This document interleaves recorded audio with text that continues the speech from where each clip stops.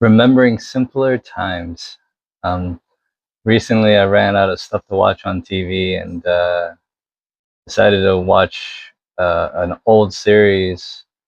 I'm not really realizing how old the series was, but just watching an old show called Charmed, and it's from 1999 or 1998, somewhere around there.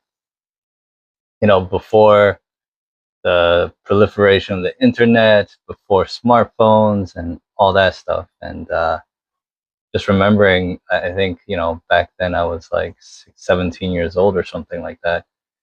And it was just a much simpler time.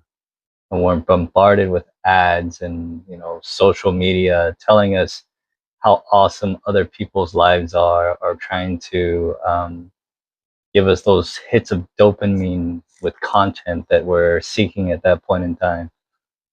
I find myself looking at Facebook every once in a while, and it's just all content about food I can't eat, and finding that not super helpful. I'm starting to really just say not interested, or blocking a lot of things from my feed. So it's looking more like just updates from friends and family, rather than all of these ads and all these pieces of content that are kind of pushing me towards something that isn't really that good for me.